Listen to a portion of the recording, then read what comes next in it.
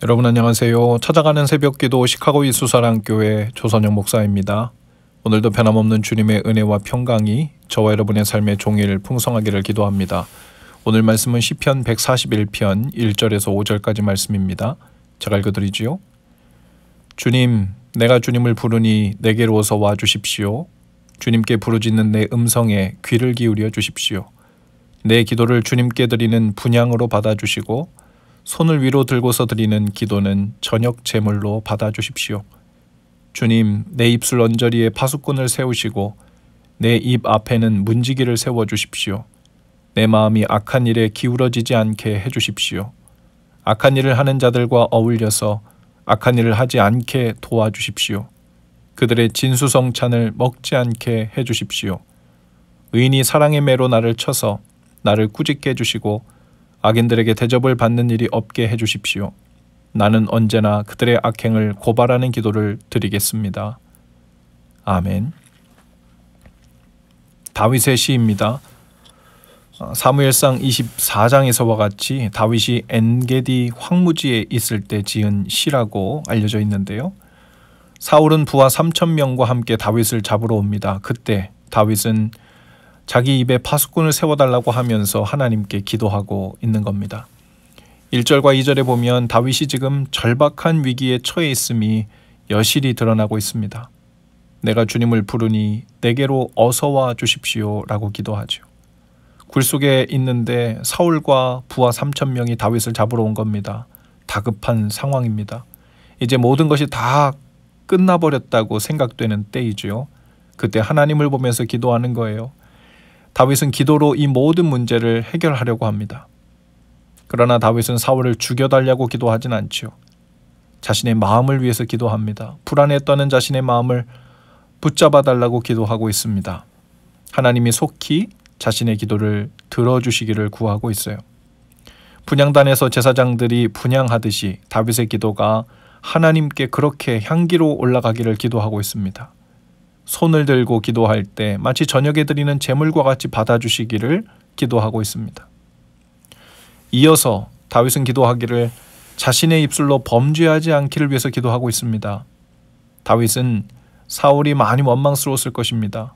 자신이 특별히 잘못한 것이 없는데도 사울은 시기와 질투의 마음을 빼앗겨서 갑자기 창을 던져 다윗을 죽이려도 하고 직접 3,000명의 병사들을 거닐고 다윗의 장인이었음에도 불구하고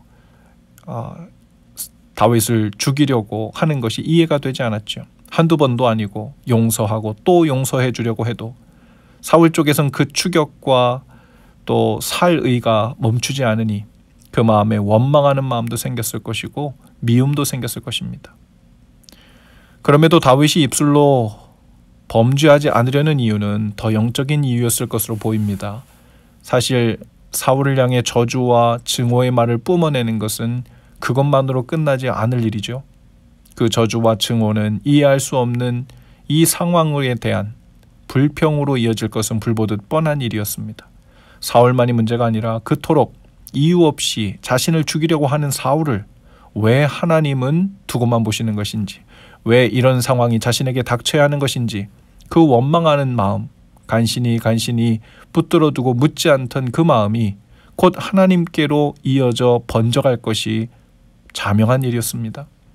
다윗은 이 상황을 이해할 수는 없지만 그 저주와 증오의 말이 사울을 거쳐 하나님을 향해 갈까 하여 그 불신과 원망으로 번질 것을 우려하여 입을 단속하기로 한 것으로 보입니다.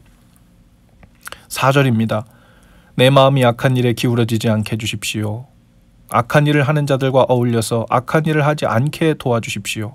그들의 진수성찬을 먹지 않게 해주십시오. 사울이 자신을 악한 마음으로 쫓는다고 하여 자신도 악하게 그를 대하지 않도록 해달라고 기도하죠. 그들이 자신을 이유 없이 저주하고 미워한다고 하여 자신도 똑같이 그들을 저주하고 미워하지 않게 해달라고 기도합니다. 그리고 그들의 진수성찬을 먹지 않게 해달라고 간구하고 있습니다. 여기서 진수성찬이란 먹음직스럽게 차려놓은 풍성한 음식 식탁을 말하는 것이 아닐 것입니다. 이 상은 음식이 차려져 있는 것이 아니라 복수하고자 하는 마음, 원망과 저주와 욕설과 불평과 미움으로 한 상 잘 차려놓은 그런 진수성찬이죠. 분명 그 상을 받아 먹으면 속은 시원하고 답답한 마음이 가실 것만 같았을 겁니다. 그런 의미에서 진수성찬이죠. 배에 고였던 속이 내려가고 소화가 될 것 같고 맵고 얼큰한 국물 사발을 들이킨 듯 속이 후련해질 것 같은 원수들이 마련해 놓은 그들만의 진수성찬입니다. 그러나 다윗은 그들의 진수성찬을 함께 먹지 않게 달라고 구하고 있죠. 오늘 우리의 삶에도 원수 마귀가 차려놓은 진수성찬이 언제나 우리 앞에 잘 차려져 있을 겁니다. 마치 문을 나서면 죄가 문 앞에 엎드려서 나를 밟고 지나가라고 하고 나를 먹고 속을 채우라고 하는 것처럼 내 혈기대로 하고 싶고 내 답답한 마음과 스트레스를 날려버리기 위해 원수가 차려놓은 그 상차림을 거하게 받아 누리고 싶을 때가 있죠. 꼴보기 싫은 사람을 마음껏 욕해주고 흉보고 싶은 마음이 들 수도 있고요. 미움과 원망의 마음을 속 시원히 털어내고 싶은 마음일 수도 있습니다. 그러나 그 진수성찬에는 독이 들어 있습니다. 그 독은 곧 하나님과의 관계에 손상을 입히고 서서히 그 관계를 마비시켜 하나님께 눈을 멀게 하죠. 그리고는 죄에 더욱 반응하며 살게 만듭니다. 불평은 사람이 대상이 아니라 결국 하나님이 대상이 되고 맙니다. 불평은 그렇게 습관이 되고 내가 처한 상황과 형편을 두고 불평하는 것은 곧 나를 이 상황에 처하게 하신 하나님의 손길에 대한 불신의 표현이 되고 그렇게 하나님의 선하심과 전능하심에 대한 불신앙의 표현으로 이어지고 맙니다. 우리가 잘 알듯이 이스라엘 백성들이 작은 불평으로 시작하여 광야에서 모두 망하게 되고 그 세대 사람들 가운데서 오직 여호수아와 갈렙만 가나안 땅에 들어가게 된 것이 그들의 입을 지키지 못해 그 입에서 시작한 원망 또 불평의 불길이 그 모든 것을 다 태우는 꼴이 되었기 때문임을 우리는 압니다.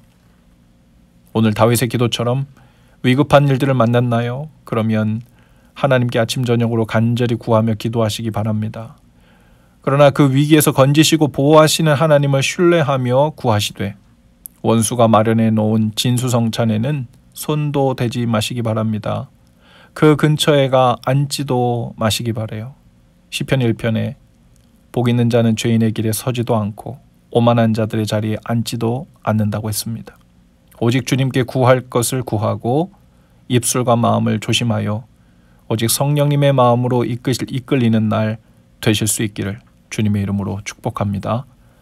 기도합시다.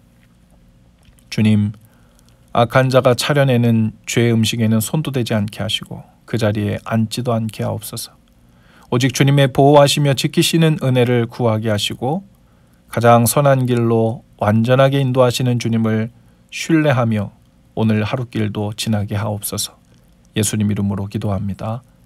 아멘. 여러분 오늘도 예수 사랑으로 화이팅입니다. 내일 아침에 다시 찾아뵙지요.